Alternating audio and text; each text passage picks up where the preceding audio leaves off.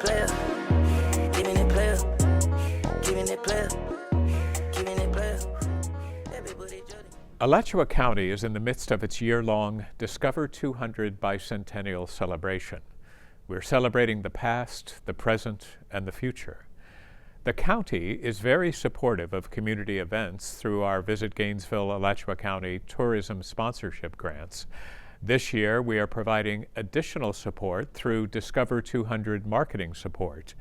We are very proud to once again sponsor the upcoming Big Culture and Arts Festival.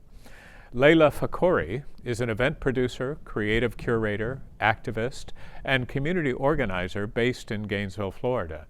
She is dedicated to creating platforms that empower artists and creatives, notably through the Big Culture and Arts Festival and How Bazaar's Artisan Night Market Series. These events have provided opportunities for over 2,000 creators and contributed to the establishment of 5 new brick-and-mortar businesses in Alachua County. Laila is a co-owner of How Bazaar, a worker-owned apparel store, nightlife venue, and creative hub, as well as Dia Records, an independent record label in Gainesville and Miami. Her Big Culture and Arts Festival, now in its 3rd year, has brought nationally recognized artists to Gainesville while highlighting Florida's vibrant arts and culture scene. A dedicated community advocate, she has volunteered with numerous North Central Florida nonprofits.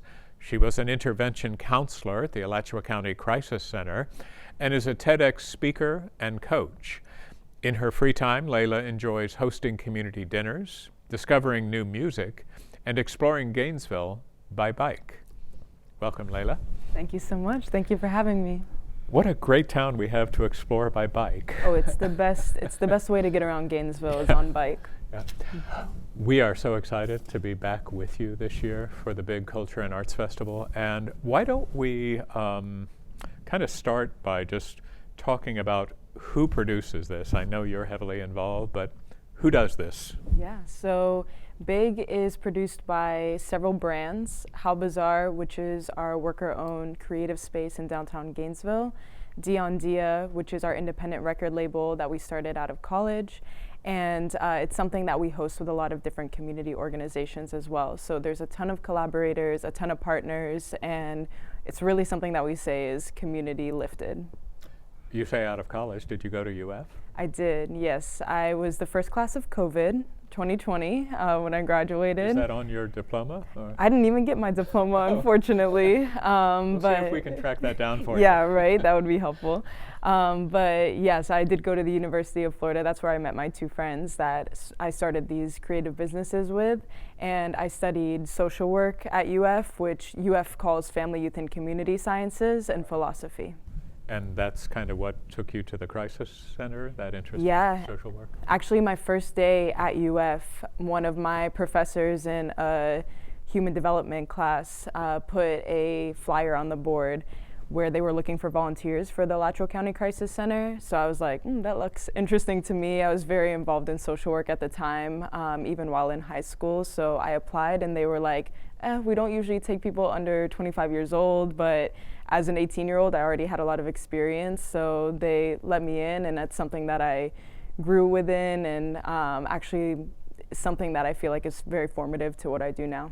So you know Crisis Center Director Ali Martinez? Yes, I love Ali. She's amazing. Shout out Ali. Tell me a little bit more about How Bazaar. It's a worker-owned, multifaceted business. Yeah. What are the details of that? It's a little hard to label. Sometimes even the people who are closest to us don't necessarily know how to explain How Bazaar, and that was kind of the point. We wanted it to just be this creative cultural hub that people could use as a community space, somewhere to grow their businesses, somewhere to just express themselves, and it's really become that in a lot of ways. It's worker owned, which means that everyone that works it owns it, everyone that owns it works it, and there's 5 of us that co-own it together. And a lot of people are always surprised by that. They're like, I can't even work with one person. How do you do that? But thankfully, we're all really connected by the ethos and the values of How Bizarre. And we all have different skill sets, so we move in different directions and collaborate when we can to make things easier on each other. But just having all those different skill sets in one place has really made it blossom. Is there a retail aspect of How Bizarre?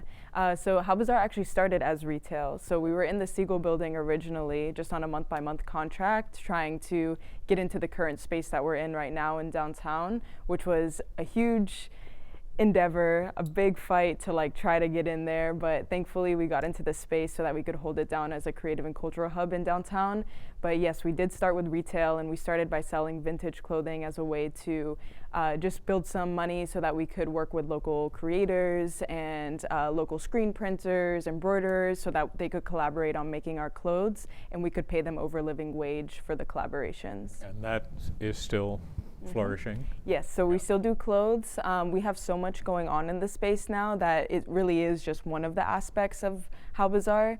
We have coffee in there now. We have a bar in there. We do a lot of night markets, block parties, dance parties. We let the space be used for others in the community to experiment with their own events in an accessible way. So there's a lot of activity in there, but the clothes are in there daily.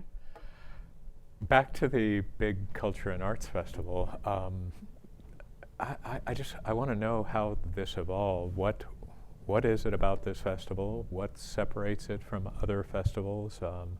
And I've been doing some research on you and the festival, and there are so many fascinating pieces to this. So can you kind of build that for us and tell us about Big? Absolutely. So to give you a full picture of Big, I have to go back to 2018 when I met my two friends, Jahi and Kuri, in college. They're actually brothers.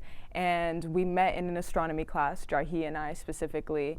And while we were in that astronomy class, we connected over the fact that we both wanted to do social work, and we had social work backgrounds because of our families and because of our culture and our heritage. But we didn't necessarily want to be the conventional social worker or caseworker. We wanted to find a way to express our creativity and work with community more hands-on. So what we did is we decided to start a record label together. We started Dion Dia, which, like I mentioned before, is an independent record label primarily focused on hip-hop and R&B, but isn't pigeonholed in any way. And so when we started the label, we used it as a platform for social good and social change. We started doing recording programs in the hospital, primarily with patients who were living with terminal illness. So they were in end of life or receiving palliative care. And it was a way for us to preserve legacy and push their messages out of the hospital.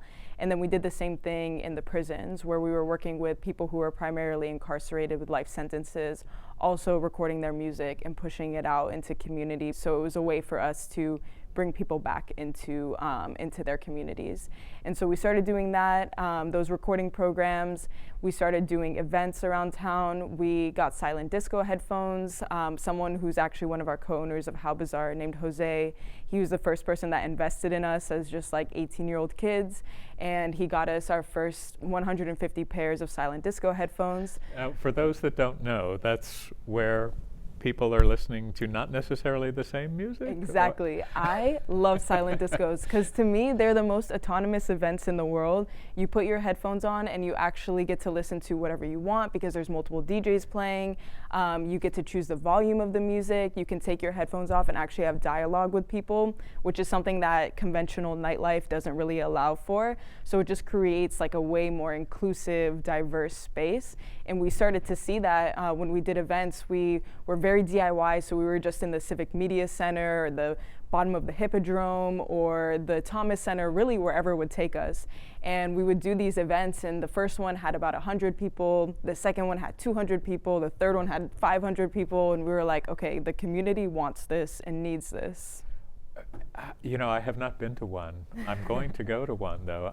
I imagine that the visual is delightful and funny, so and it is funny. It's funny, like just especially when we'll have a station that's like straight up hits that people know all the words to, and they're just screaming their lungs out and squeaking around. It's beautiful. And then, first of all, I find it fascinating that you're studying social work, you're looking for a new way to do it, so you start a record company. Yeah. What a great story. And then somehow that evolved into, how did Big come out of that? So basically, when we started doing these events, and like I mentioned, we just saw so much community build around it. So many people who didn't necessarily feel like they had space in Gainesville, or they didn't feel like they could express themselves, because Gainesville at the time was very dominated by very specific and very limited genres.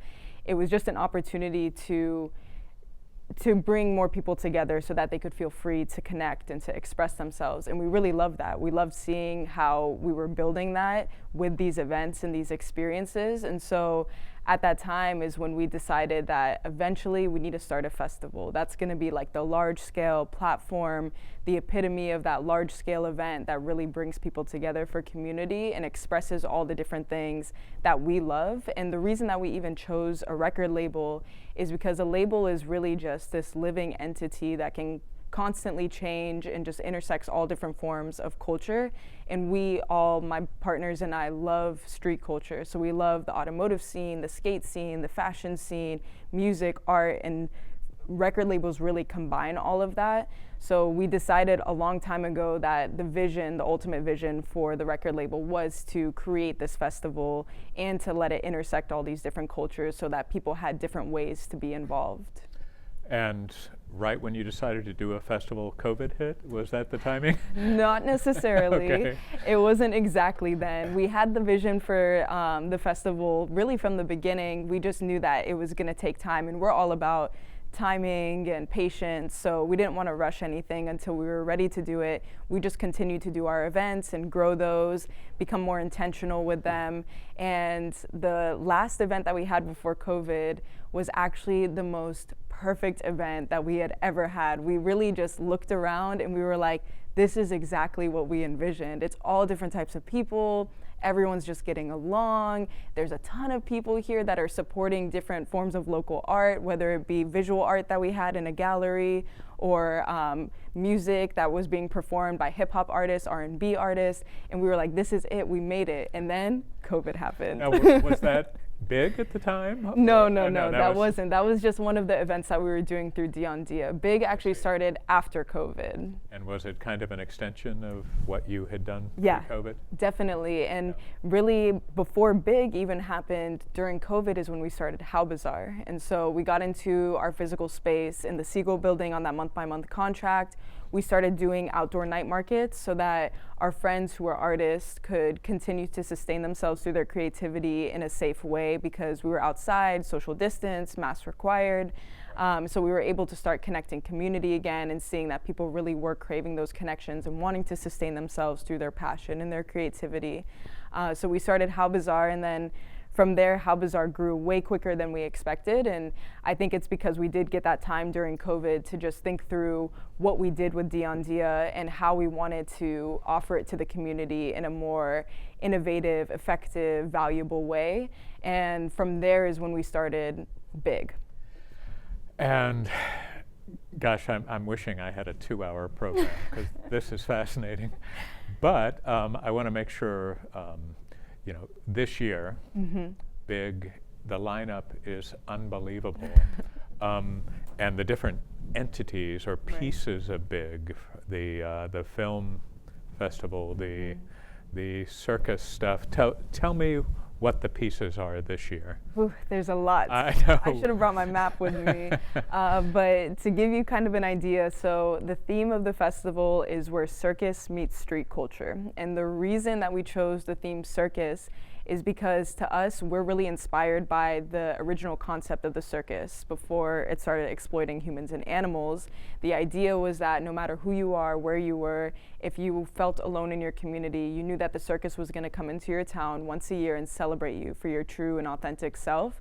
And so that's what we wanted to bring to Gainesville, is that space where people could really just be themselves and feel very comfortable doing that so that they could connect over it.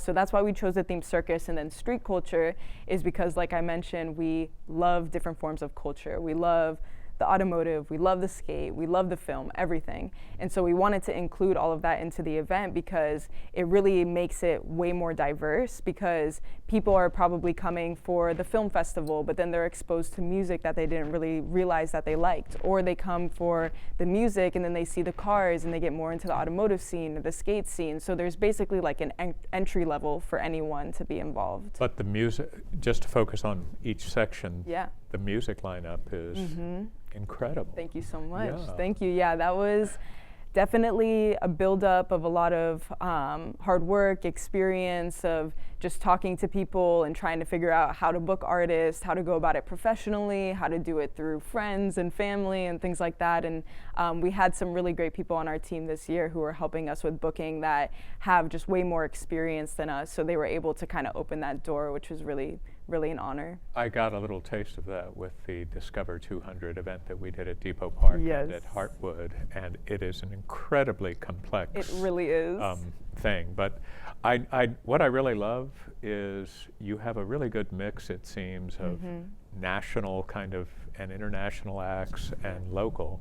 So you seem to be celebrating both of those things. Absolutely. I mean, this festival is Gainesville rooted, and we have been told multiple times, oh, take it to Miami, take it to Orlando, go to New York, California, because of the concept of Ignore all those people. Right. No, I don't listen to them. Don't worry. That's why we're here on Alachua Talks. But no, it really is Gainesville rooted because we have just so much belief and support in Gainesville's creative community. And this space, something about Gainesville just is so supportive and uplifting for creatives, and it brings people into the community who are so unique and who are so expressive, and those are the people that we want to continue to uplift. And there's just like not enough people really understanding that Florida people, like Florida natives, Gainesville people, like they need this kind of inspiration and creativity coming into the state so that we can continue to grow. And we do deserve to have these artists' names on the same lineup as national touring acts and international touring acts. When is the festival? The festival is Friday, April 11th, and Saturday, April 12th. Friday is going to be our block party in front of How Bazaar. So we're going to close the street on Southwest 2nd Street. We're going to utilize How Bazaar, Cafe Voltaire, and Lucy's as venues for bands, DJs, an open mic, and a cypher. And then in the street, we're going to have cars, we're going to have a skate competition, we're going to have a fashion aspect, food vendors, artisan vendors. Then on Saturday, April 12th, is the main day of the festival. So that's going to happen just down the street in between Porter's Quarters neighborhood and South Main Street. And that's where we're going to have all of the different eclectic experiences and all of the big headlining artists. How does the neighborhood feel about the event? So we've been doing a lot of outreach with the neighborhood. We're pretty close to a lot of the people who are considered community leaders, and we've attended their meetings that they have monthly, and we are actually doing walks around the neighborhood with some of the people who live there, which they graciously allowed us to come with them so that we could hand out flyers and also free tickets to the people who live in the neighborhood. We know that it is a loud and intrusive experience, so we try to be as respectful as possible and reach as many people directly as possible, and that's what we did last year too. So this year it was really just a build off on that, and thankfully more people were aware of it now and they understand it, and we try to find as many ways to be as cognizant and respectful as possible. How do you attend? Do you sell tickets online? Yeah, so we got tickets online. We're actually going through them pretty quickly, thankfully. So we want to make sure that people get their tickets as soon as possible. The one ticket is good for both days, the Friday and the Saturday. And the website is bigcaf, bigcaf.com, where you can get your tickets now. Excellent. And I was very impressed to see the amount of sponsorship you had. Yeah. I know that Visit Gainesville, Alachua County, through bed tax paid by visitors, not by local taxpayers, funds the event, and we're helping out this year too. But you've got West Law Firm, IQ Fiber, The Knot, Real Ones, Pulp Arts, Jolt Radio. So it's impressive. You have a number of donors too. So you're obviously putting together kind of you've put together a grassroots from the ground up community support here. Yeah. And one of the things that we did this year is we went to a lot of different individuals in the community, which you can see them listed on our website, who all donated to the event. And we basically created this art installation called The Giving Tree. So one of the really beautiful live oak trees that's right in the middle of the festival grounds, that's what we're calling The Giving Tree. And we reached out to individuals to donate something small to the festival. And now we're hand engraving wooden plaques with their names on it, hanging it from the tree, and using the tree really as a symbol that small amounts of community support can really create something big. And even you might not expect something like that to be possible in Gainesville, but we're trying to show people that it really is possible with the amounts of small support that you can get and combine together. I am so inspired by your obvious enthusiasm for this event. I want to make sure I get out the nuts and bolts, though. There'll be food vendors and different vendors there, so amazing you can. Food vendors. Friday night is going to be, there's going to be a market featuring 26 artisan vendors who are all hand selected and do different things like art, records, plants, clothes, things like that. And then, there's going to be skate. There's going to be a drive-in theater installation where we'll do our screening for the film festival. Now, have those films all come in? So we're still collecting some films. Okay. Yeah, we gave people some time to film and actually come up with their concepts, because the theme is what's big to you. So people have been submitting slowly but surely. Are these all local filmmakers? Or? No, there's some that are coming from, we're getting films from Atlanta, we're getting some films from Texas, we're getting some films from California. So yeah, we're seeing a lot of diversity in it. Will I be able to sit in a car while I watch? Absolutely, you can sit in one of our classic cars. We had some people from the community donate their cars for us to sit in, and we have a radio transmitter, so you jump in and you can just listen to the films that you see. Nice, very nice. I know that the venue itself, part of it is in a grassy area, dirt area, so you probably want to wear sensible clothing and shoes. Of course, yeah, that's something that we've been pushing on our marketing too, is definitely dress comfy, dress cute, but dress comfy. Cute is required? It's not, you dress however you want. I just think everyone is cute. I'm going to go with cute. I feel like we've got the nuts and bolts of it out. Tell me a little bit more about, do you work with local circus performers? Yes. Are they involved? Yes, very heavily involved. So we have some friends named Griffin Wolf and Jill Dumas, who have both been our circus coordinators this year. And they've been involving different people in the community who are circus performers that do either aerial, fire, contortion, different things like that, and have been bringing them in to do different tiers and different types of circus performance. So we'll have an aerial rig, we'll have a circus house where there'll be a few cabaret shows, circus vendors. There's actually going to be, I'm going to tell you this on TV, but there's going to be a surprise circus parade that happens during the event. Your secret is safe with me. Oh yeah, thank you. But we do want everyone to be there for that, so make sure you're there at 7:50 p.m. for a special surprise on Saturday, April 12th. Saturday, April 12th. Yes. What was that time again? 7:50 p.m. For the surprise. Yes. And it'll be worth it. It'll be so worth it. And there's a lot wrapped up into it, to be honest. It's not even just a circus parade, but they're going to have a circus performance on stage. There's going to be a lot going on. Yeah. I think we've gotten most of we'll have lots of stuff up during the interview, so folks will be able to see the lineup and know how to get more information. But tell me a little bit more about Dia. Now, it says Gainesville and Miami on your webpage. What is the Miami connection? So basically, when I met Jarhi, who I mentioned, one of my business partners, when we met in college, he actually left school to start working, and he went to Miami to take this job so that he could support his family, his community. And when he left to Miami, basically, he just spent that entire time trying to connect with as many people as possible in Miami for venues, for artistry, just like to make different connections and spread the word of the label there. So he's really our connection and our feet on the ground in Miami. And we actually did our first event in Miami this past August, and it was amazing, like more amazing than I could have expected. So we're planning on doing more things there because the Miami community has just been extremely supportive and loving, and a lot of them have been coming for our festival and for our block parties and night markets as well. So we're trying to solidify that Miami to Gainesville pipeline that already exists, but less for the universities and the college and more so for the artistry and the community connection.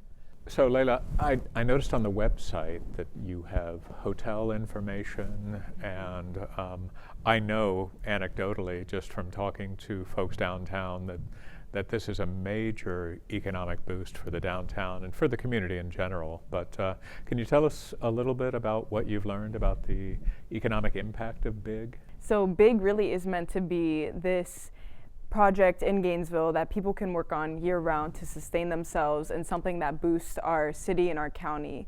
And it's something that really we are working to turn into something that keeps people in Gainesville, because one thing that we learned as creatives here is that it is very easy to be a creative in Gainesville because our community is so supportive and forgiving, and there's a lot of space to experiment.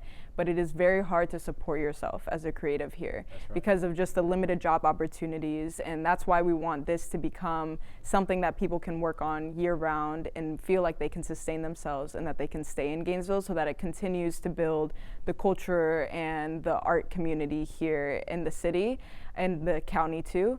And so we want it to be a space too where Gainesville is allowing more people to come into Florida as touring artists, as visual artists, so that it really just continues to build Florida's art and music scene.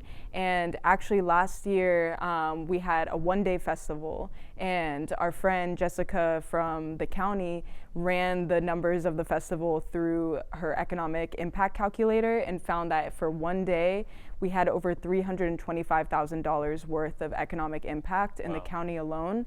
And to us, that's amazing, because really that was just a one day, like less was put into it intentionally to make these kinds of impacts. And so this year we actually have amazing hotel sponsors. We have a hotel block with Best Western and Town Place Suites. And so we're seeing now that there's so many people who are going to be coming into the county this year. We last year had about 20% of our ticket holders from out of county, and this year we're imagining that it'll pass 35%. And we're already seeing that because we're seeing people buy tickets from Chicago, people buying tickets from California, from New York, a ton from Tampa and the St. Pete area. But yeah, we're trying to build it into something that's sustainable for creatives here.